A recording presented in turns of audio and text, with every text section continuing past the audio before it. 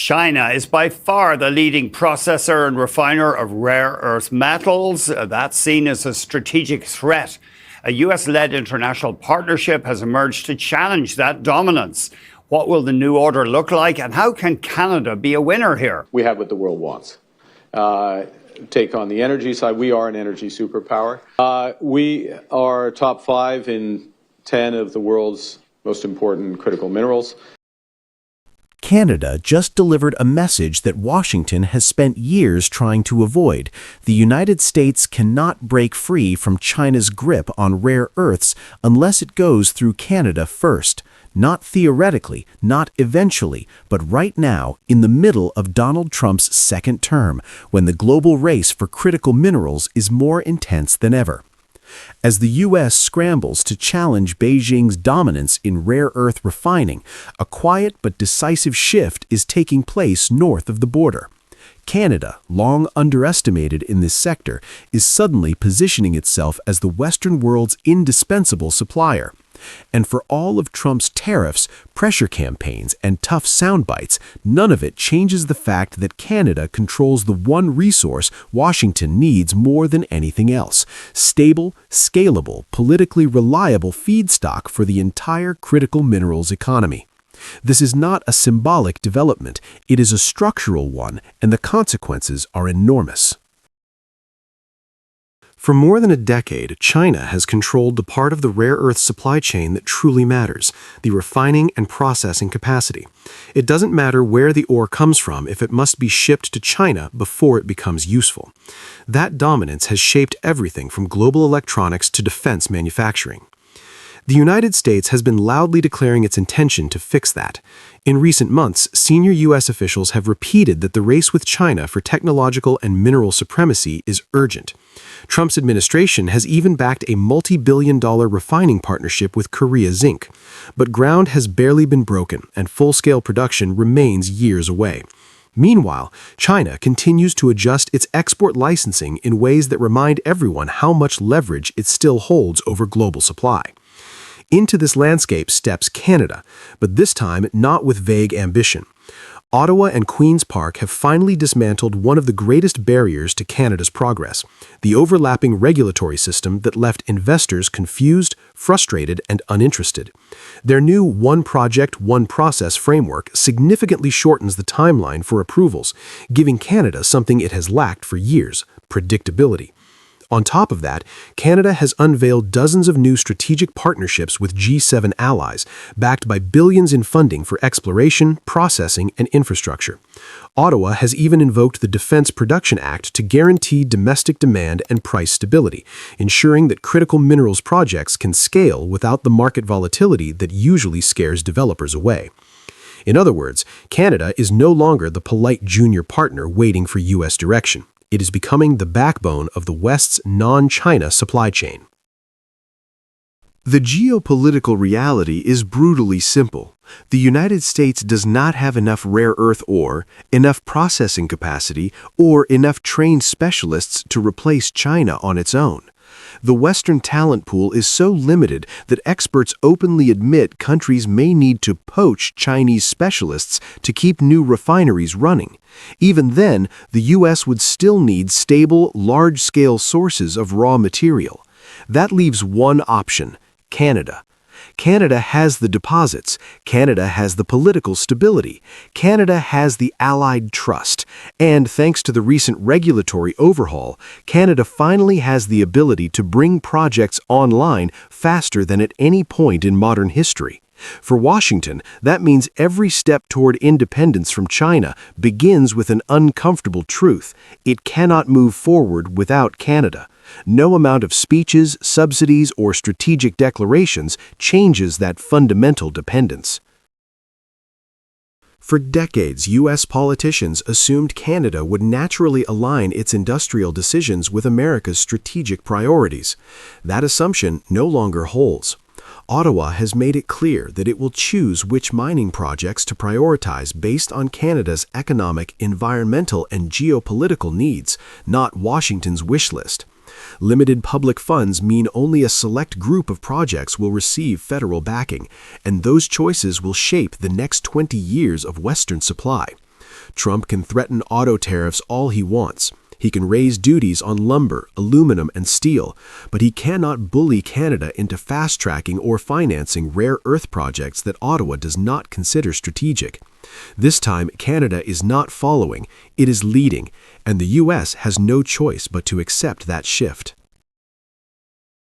For years, Canada's biggest vulnerability was its slow, overlapping regulatory regime. Investors were willing, the minerals were abundant, but the timelines were interminable. That weakness has now been directly addressed.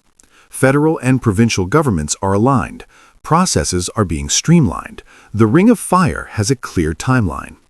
Suddenly, the world's most trusted mining jurisdiction is also becoming one of the most efficient. In a moment when China is tightening export controls and the U.S. is still years away from building its own processing capacity, Canada's new agility is a game changer.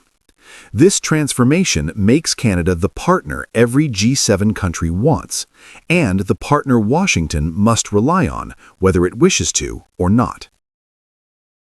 There is a final twist to this story, and it is one that should make Ottawa smile. Trump built his political identity on using tariffs as leverage, but critical minerals are the one area where tariffs are not just ineffective, they are self-destructive. The U.S. defense industry needs these minerals. The EV sector needs them. Aerospace manufacturers need them. Every major U.S. technology supply chain depends on them. Slapping tariffs on Canadian rare earths would instantly cripple America's own industrial ambitions. The Pentagon would panic. Congress would revolt. Manufacturers from Boeing to Tesla would warn of catastrophic shortages. Trump cannot tariff what he desperately needs. That makes this the first major economic battleground of the Trump era where Canada holds the stronger negotiating hand. In the story of rare earths, the focus has always been on China and the United States. But by late 2025, the real shift is happening elsewhere. Canada, once dismissed as slow and overly cautious, is emerging as the pivotal actor in the global rare earth supply chain, the one Western country with both the resources and the political will to reshape the future of critical minerals. The U.S. can complain, it can negotiate, it can incentivize, but it cannot win this race without Canadian cooperation. And the more Canada accelerates its regulatory, industrial, and diplomatic machinery, the more Ottawa, not Washington, will define the West's path forward. Which leads to the question hanging over 2026. With Canada now controlling the minerals that power America's economic and military future, how long before Ottawa uses that leverage to reshape the entire relationship? One of the biggest retail chains in the United States, Costco, is suing the Trump administration over tariffs. Costco is the latest company to launch legal action against Trump's signature economic policy. It's asking the Court of International Trade to consider declaring the use of an emergency measure to collect the tariffs unlawful, and is seeking a full refund if the Supreme Court strikes down the tariffs. Costco just did something no one expected. It turned on Donald Trump's economic agenda and dragged his tariff regime into court. One of America's biggest retail giants is now suing the Trump administration, arguing that the emergency-powered tariffs Trump imposed may not even be legal. And here's the contrast that Americans don't want to admit. While the United States is now tangled in lawsuits, constitutional questions, and corporate revolt, Canada is standing steady, strategic, calm, and quietly gaining ground. The divide between the two countries has never been clearer. Trump's America is locked in economic self-sabotage, while Canada is moving forward with confidence and vision. The story erupted when Costco filed a lawsuit at the U.S. Court of International Trade. The company wants the court to declare Trump's tariffs unlawful, and it's asking for a full refund if the Supreme Court strikes them down. That's not a minor request. It's a direct challenge to Trump's core economic weapon. This case didn't appear out of nowhere. The tariffs in question were imposed under the International Emergency Economic Powers Act, a law historically reserved for sanctions and national security emergencies, not routine trade pressure. Even before Costco acted, the Supreme Court had already begun reviewing whether a president can use that act to unilaterally impose sweeping tariffs on allies and adversaries alike. During oral arguments, several justices, including conservative ones, openly questioned whether Trump may have exceeded his authority. So now the U.S. faces two parallel battles, one in the Supreme Court, testing the limits of presidential power, and another in the lower court, where companies like Costco are lining up to demand compensation. It's a legal storm entirely of America's own making. Costco's lawsuit is more than a corporate complaint. It's evidence that Trump's signature economic strategy is cracking from within. Billions of dollars in tariffs have been collected through emergency authority, and if the Supreme Court rules against him, the federal government may be forced to return huge amounts of money. That would be a budgetary shock and a political humiliation all at once. But the deeper issue is this: American companies are no longer silently absorbing the damage. They're fighting back. Retailers, manufacturers, farmers, the very people Trump claims to be protecting are arguing that these tariffs do more harm than good. What began as a trade war against foreign competitors has become a civil war inside the U.S. economy. And every lawsuit, every court hearing, pushes the country further into uncertainty. Canada's position could not be more different. While Washington battles itself, Ottawa has taken a measured and strategic approach to the global economy. Prime Minister Mark Carney has been clear that Canada refuses to be intimidated by tariffs, and instead of escalating conflict, his government has strengthened ties across Asia, Europe, and the Indo-Pacific. Canada is shaping new partnerships with South Korea, Japan, and the European Union, while expanding strategies in clean energy, critical minerals, technology, and defense. The more erratic the U.S. becomes, the more attractive Canada looks to global investors. The contrast is stark. Where America is unpredictable, Canada is steady. Where the U.S. swings between aggressive tariffs and internal lawsuits, Canada presents a coherent long-term vision. The irony is that Trump's aggression only accelerates Canada's diversification, exactly the opposite of what he intended.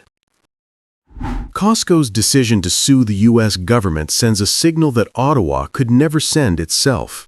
It shows that the instability in North America comes not from Canada resisting U.S. pressure, but from the U.S. government fighting its own business community. Canada doesn't need to argue that Trump's tariffs are misguided. Costco is doing it for them. And Costco is not alone. Across the United States, companies are quietly preparing for the Supreme Court ruling, hoping for refunds and regulatory clarity that Washington can't promise. While America wrestles with constitutional questions about executive power, Canada is presenting itself as the reliable partner in a region facing turbulence. Canada is winning trust not through confrontation, but through stability. And this stability is now becoming one of Canada's strongest competitive advantages. In international summits, Canada is increasingly seen as a safe harbor in a volatile era. Foreign investors, observing the legal and political wars consuming Washington, are shifting capital northward, not out of emotion, but out of rational calculation. Canada's institutions function. Its trade policy is predictable. Its leadership projects calm instead of chaos. These conditions matter. They shape long-term decisions about factories, supply chains, research hubs, and energy projects. Costco's lawsuit doesn't just expose American volatility, it reinforces Canada's reputation as the country that gets things right. Everything now hinges on the Supreme Court's review of Trump's tariff authority. If the court rules that Trump exceeded his power, his entire tariff architecture could collapse overnight. That would trigger a wave of demands for refunds, a political crisis for the administration, and a scramble to rebuild the United States trade framework. And what would Canada be doing during all of this? Moving forward, strengthening new export channels, building energy and mineral alliances, positioning itself as the country that global partners can depend on. Trump's tariffs were designed to intimidate Canada into concessions. Instead, they've exposed how fragile and legally vulnerable the U.S. system has become. And the deeper Canada looks into this unfolding crisis, the clearer the opportunity becomes. If the U.S. loses its legal footing, companies that rely on predictable tariff regimes will begin searching for markets governed by clarity rather than chaos. Canada's regulatory environment, its stable rule of law tradition, and its ability to strike long-term agreements without political whiplash place it in a uniquely advantageous position. In effect, the Supreme Court's decision may do what years of diplomacy could not: push global investment toward Canada simply because it offers what the U.S. currently cannot: certainty, consistency, and competence. Costco's lawsuit marks a turning point. It's the moment when Trump's tariff strategy stopped being an external weapon and became an internal liability. The United States is battling itself over the very tools it uses to pressure its allies, while Canada stands firm, stable, and increasingly influential. Two systems, two directions, one trapped in a storm of its own creation, one calmly building a new economic future. As the Supreme Court prepares its ruling, the central question is no longer whether Trump can pressure Canada, it's whether the United States can even control its own economic machinery. And if America is fighting itself, how can it ever hope to dominate a country that refuses to be shaken? Well, the finance minister was outselling his budget to business groups today, emphasizing investments to increase Canadian exports. We have the most ambitious infrastructure plan in the G7. Canada has 3 oceans. You know, we can go to the Arctic, we can go to the Pacific, we can go to the Atlantic. The Prime Minister has set a goal of doubling non-U.S. exports over the next decade. And today, the Ministers of Transport and International Trade announced $6 billion to boost trade infrastructure such as rails, roads, and ports over the next 7 years. Canada has just taken a step that could redraw the entire map of North American trade. With one announcement, a $6 billion commitment to expand railways, modernize ports, and build the inland terminals that keep exports moving, Ottawa sent a message far bigger than the dollar figure. Canada is building a new economic future, and that future is not centered around the United States. As President Donald Trump leans deeper into tariffs and weaponized trade politics, Canada is quietly constructing the physical foundation of a global export strategy. The contrast is unmistakable. While the U.S. is tightening borders, Canada is opening gateways. The announcement came directly from International Trade Minister Maninder Sidhu, following the series of diplomatic missions that have put Canada at the center of investment conversations across Asia, Europe, and the Middle East. Sidhu laid out the broader logic behind the $6 billion package. Canada intends to double non-U.S. exports over the next decade, and that requires more than treaties and promises. It requires ships that can dock, rails that can move goods, airports that can move people, and terminals that can relieve bottlenecks before they even happen. The interview also revealed something striking. The United Arab Emirates, through its sovereign wealth funds, has earmarked up to $70 billion for potential investment inside Canada. That's on top of ongoing discussions with Saudi Arabia, Malaysia's Petronas, Singapore's GIC, and new defense and industrial contracts out of Germany. For a country that once relied overwhelmingly on a single export destination, Canada is suddenly being courted from every direction. But the most important line of the interview came when Sidhu pointed directly at the elephant in the room. At a time when we're having serious consequences of policies that's set by our southern neighbors, we need to be able to diversify. It was a rare, candid acknowledgement that the United States, Canada's biggest customer for a century, has become one of its biggest vulnerabilities. This is the context in which the $6 billion announcement lands. Canada is not simply upgrading infrastructure, it is repositioning itself as a global supplier with new priorities and new partners. For generations, Canada built its economy on the assumption that the United States would always be the reliable, stable anchor of North American trade. Today, that assumption no longer holds. Trump's revived tariffs on steel, aluminum, autos, and machinery have pushed supply chains into disarray and raised costs across multiple sectors. U.S. manufacturers are already reporting shortages and higher input prices, according to recent reporting from Reuters and Bloomberg. The White House calls the tariffs leverage. Canadians call them collateral damage. This is why the $6 billion plan matters. It signals that Canada refuses to be boxed in by unpredictable U.S. politics. Instead of asking how to cope with American volatility, Ottawa is building the infrastructure it needs to sell to the rest of the world: Asia, Europe, the Middle East, and eventually Africa. It is a pivot from reactive to proactive, from dependence to autonomy, from one market to many. The surge of investment interest isn't happening by accident. Countries everywhere are re-engineering supply chains and want partners who can deliver energy, minerals, clean power, and advanced logistics without political whiplash. Canada fits that profile: a stable democracy with abundant resources and a clean grid admired across the G7. The UAE's $70 billion interest is simply the headline. Saudi Arabia sees Canada as a long-term energy partner. Petronas is expanding LNG involvement. Singapore's major port operators are scouting Canadian gateways. German defense firms see opportunities in Canadian shipyards. Even Indo-Pacific partners like Japan and Korea are circling for deeper ties. What unites all these players is the search for reliability, something in short supply as the U.S.-China rivalry accelerates. Canada's credibility is becoming its greatest economic asset. But credibility alone is not enough. Canada needs the ability to move goods quickly and at scale. That is what today's infrastructure plan is designed to guarantee. Export infrastructure decides who wins and who loses in global trade. Ports determine whether ships wait hours or days. Railways determine whether a mine in Alberta or a factory in Ontario can reach Asia fast enough to compete. Inland terminals decide whether exporters can bypass congestion altogether. Airports dictate how quickly high-value goods reach clients. In this context, the $6 billion investment is not optional. It is the price of ambition. Without capacity, Canada cannot hit its target of $300 billion in non-U.S. exports. Without modern ports and terminals, Canadian businesses will be trapped paying soaring shipping rates with no path to new markets. Sea-Doo captured the logic clearly. You can't double non-U.S. exports without adding capacity, and that's exactly what we're doing. Meanwhile, the United States is tied up in internal battles over tariffs, court challenges, and rising protectionism.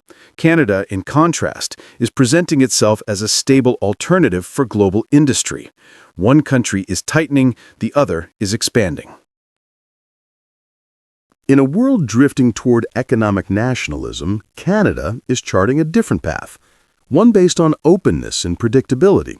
Trump's America is doubling down on tariffs. China is pulling industries inward. Europe is tightening subsidy rules. Canada is doing the opposite, inviting capital in, building exporting power out, and positioning itself as the only G7 economy offering long-term stability, clean energy, and access to major markets simultaneously. This is why Asian and Middle Eastern partners increasingly view Canada as a strategic anchor. Their industries want certainty, not conflict. And ironically, Trump's tariffs, intended to pressure allies, are pushing even more investment toward Canada. Every new barrier the U.S. erects reinforces the sense that Canada is the safer long-term choice. U.S. officials understand what's happening, even if they avoid saying it publicly. Recent reporting suggests growing frustration inside the Trump administration over Canada's refusal to join U.S.-centric trade blocs. Some advisors now worry that America's tariff-heavy approach is backfiring, shifting investment and supply chains northward. The more the United States isolates itself, the more Canada becomes the preferred alternative. Washington may not acknowledge it openly, but it sees the pattern forming, and it knows what it means. Canada's $6 billion export infrastructure plan is far more than an investment announcement.